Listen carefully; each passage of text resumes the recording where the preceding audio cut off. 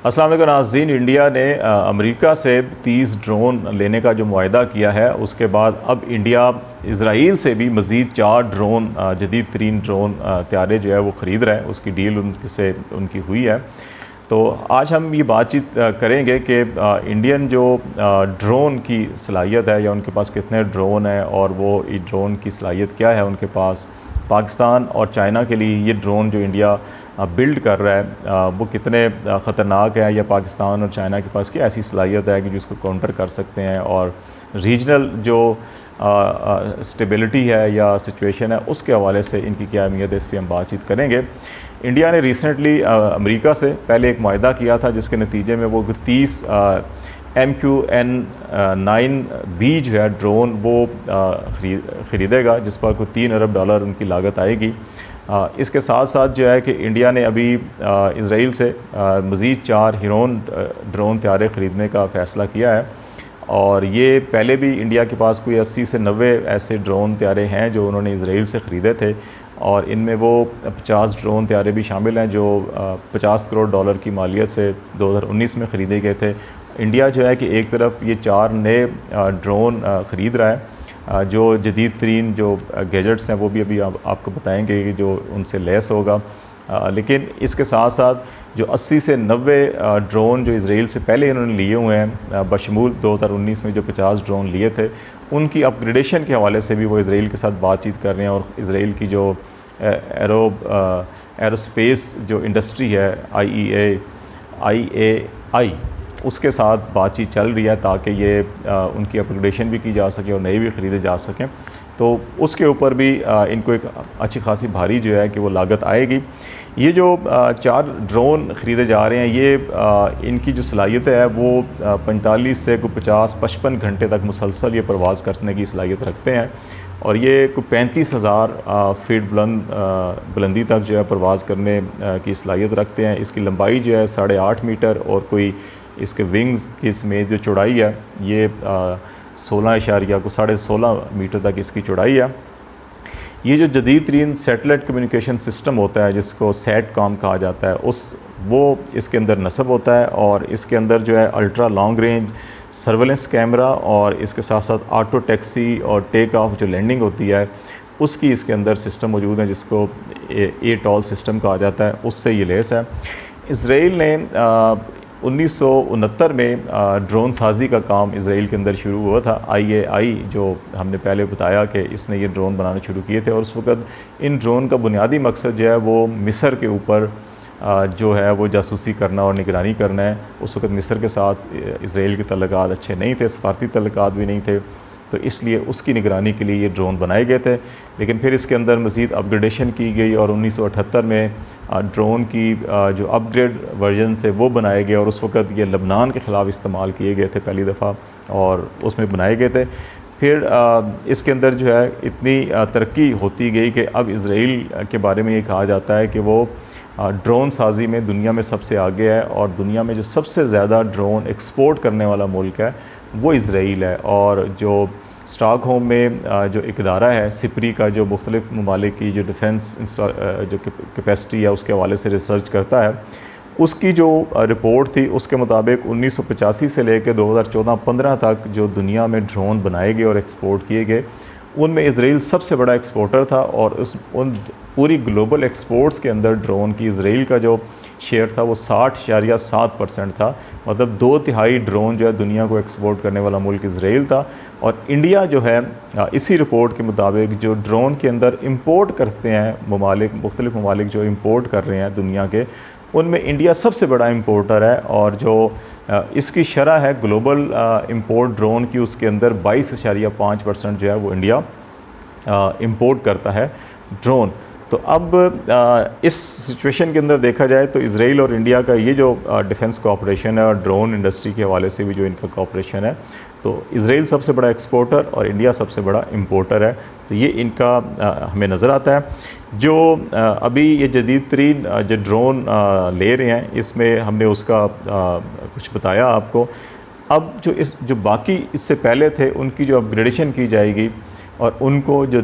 नए जदीद तरीन ड्रोन लिए जा रहे हैं इनके हम पल्ला बनाया जाएगा। तो उसमें अपग्रेडेशन क्या होगी और जदीद तरीन जो उसके अंदर फैसिलिटीज़ हैं वो क्या होंगी। उनमें एक तो जो एंटी टैंक गाइडेड मिसाइल्स हैं ये नस्ब किए जाएंगे, जो पहले लिए गए थे को 2019 में इसराइल से ही लिए गए थे, और उससे पहले जो लिए गए थे वो टोटल को 80 से 90 ड्रोन हैं जो इसराइल से इंडिया ने ख़रीदे हैं, और 4 ये मज़ीद होंगे। तो ये तमाम के तमाम जो हैं एंटी टैंक जो गाइडेड मिसाइल हैं उससे लेस होंगे। फिर ये लॉन्ग रेंज जो है एयर टू ग्राउंड को फ़ज़ा से ज़मीन पर जो मिसाइल मारे जाते हैं उनसे ये लेस होंगे। और फिर इसी तरह से ये लेज़र गाइडेड बॉम्ब्स जो हैं वो भी लेके जाने की सलाहियत रखेंगे, और ये लेज़र गाइडेड उसके ज़रिए जो बॉम्ब मारे जाते हैं वो इनके साथ नस्ब किए जा सकेंगे। तो ये सारी की सारी सलाहियतें होंगी इनमें। अभी ये देखना है कि इंडिया ने ये जो ड्रोन के अंदर बहुत ज़्यादा एक्सपेंशन की जा रही है, ये बिलखसूस जो बीजेपी की हुकूमत आई नरेंद्र मोदी साहब की, तो उसके बाद जो है कि ये इन्होंने बहुत तेज़ी के साथ इसको एक्सपेंड किया है। और इस वक्त तीनों फोर्सेस जो इंडिया की हैं, आर्मी, एयर फोर्स और नेवी, इन तीनों के पास ये मुख्तलिफ़ नौइयत के ड्रोन जो हैं ये मौजूद हैं। और अभी ये नए जो ड्रोन आएंगे या जो नए इन ड्रोन्स की अपग्रेडेशन की जाएगी, इससे अगरचे जो इंडियन आर्मी चीफ़ हैं रवां साल के आगाज़ में उन्होंने एक बयान भी दिया था जी कि हम अपने नेबरिंग कंट्रीज़ के अंदर, उन्होंने नाम तो नहीं लिया लेकिन ये कहा कि हम अपने नेबरिंग कंट्रीज़ के अंदर ये सलाहियत हासिल कर रहे हैं कि उनके अंदर जाकर जो हमारे अहदाफ हैं जो दहशतगर्दी फैलाने के लिए इस्तेमाल किए जा रहे हैं उनको निशाना बना सकने की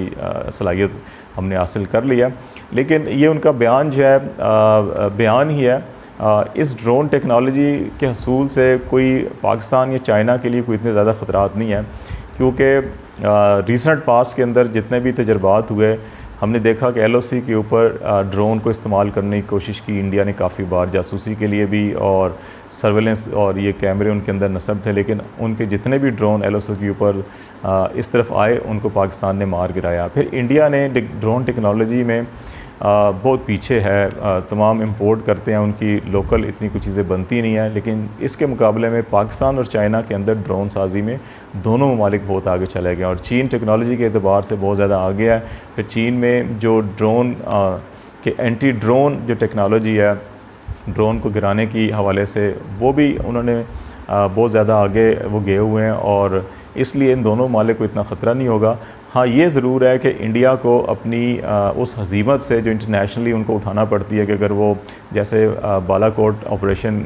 उन्होंने किया, एक ऐसे इलाके से रेंज से दाखिल हुए और फिर निकले के जो शॉर्टेस्ट रूट था, और फिर उसके बाद पाकिस्तान ने जो है कि उनके त्यारे भी मार गिराए और उनके पायलट भी गिरफ़्तार किए और उनको चाय भी पिलाई, और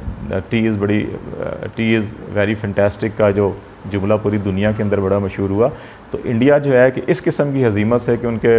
जहाज़ भी मार गिराए जाएँ और उसके पायलट भी गिरफ़्तार कर लिए जाएं और फिर उनको चाय पिलाई जाए और फिर उसके बाद इंडिया के पास वापस जाएं और ये सारे मनाज़र पूरी दुनिया में दिखाए जाएं, तो इस किस्म की जो पेशेमानी और हज़ीमत है उससे तो शायद इंडिया बच जाएगा कि अब अगर ड्रोन आते भी हैं तो पाकिस्तान के अंदर या चाइनीज़ के इलाका के अंदर तो वहाँ ड्रोन मार गिराए जाएंगे, तो अच्छा उससे इनकार भी किया जा सकता है, 100 बातें भी की जा सकती हैं। लेकिन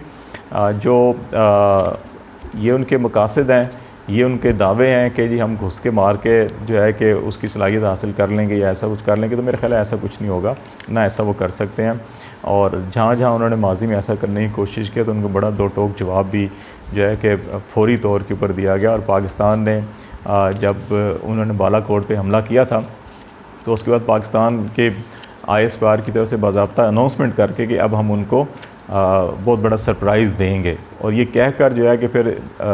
24-48 घंटों के अंदर अंदर उनको सरप्राइज़ दिया गया, जहाज़ भी मारे, उनके पायलट भी पकड़ा। तो मेरा ख्याल है कि ये सिर्फ़ एक नफसियाती हरबे होते हैं कि इस किस्म की आप ह्यूज इन्वेस्टमेंट करें और हर सेक्टर के अंदर जो है कि वो चाहे हथियारों की ख़रीदारी हो, चाहे वो मिसाइलों की ख़रीदारी हो, चाहे वो ड्रोन की हो, चाहे वो हथियारों की ख़रीदारी हो, चाहे आबदोज़ों की ख़रीदारी हो, तो इंडिया जो है कि बहुत बड़ा स्टॉक किया जा रहा है कि वो सिपरी की रिपोर्ट के मुताबिक डिफेंस एक्सपेंडिचर में या डिफेंस जो है कि परचेज़ में वो दुनिया का दूसरा बड़ा मुल्क है। तो ये इंडिया को ये देखना होगा कि उसके अंदर इतनी बड़ी आबादी है और उसकी जो गुर्बत की शरह है, वहाँ पे जो पसमानदगी की शरह है, जो अंडर डेवलपमेंट की शरह है, वो दुनिया में सबसे ज़्यादा किसी मुल्क में है तो इंडिया के अंदर है। तो ये रैदर दैन कि नरेंद्र मोदी जब से आए हैं कि उन्होंने ये असला साजी और असला की ख़रीदारी और इस तरफ बहुत ज़्यादा पैसा खर्च करने की कोशिश कर रहे हैं, वो हिंदुत्वता सोच को प्रमोट कर रहे हैं। तो इसको प्रमोट करने की बजाय वो अगर ज़रा दुनिया में पीस की तरफ, ख़ित्ते में पीस की तरफ भी तवज्जो दें, तो ये सारे के सारे वसाइल जो हैं कि इंडिया के अपने अवाम की पसमानदगी दूर करने के लिए, गुरबत दूर करने के लिए ख़र्च हो सकते हैं। और उनका जो ये ख्वाब है कि वो रीजनल ट्रेड में एक बड़ा उनका शेयर हो, वो सेंट्रल एशिया और अफ़गानिस्तान तक पाकिस्तान के रास्ते तजारत करें, तो ये ड्रोन ख़रीदने से या तैयारे ख़रीदने से ये ख्वाब पूरा नहीं होगा, बल्कि ये मसला कश्मीर को हल करने से, बाहमी दो तरफ़ा जो तनाज़ात हैं उनको हल करने से ये ख्वाब उनका पूरा हो सकता है। और पाकिस्तान से मुज़ाकरात की टेबल पर बैठ कर बात करने से ये ख्वाब पूरा हो सकता है। ड्रोन ख़रीदने से या तैयारे ख़रीदने से ये मसला हल नहीं होगा, ना उनका ये ख्वाब पूरा होगा।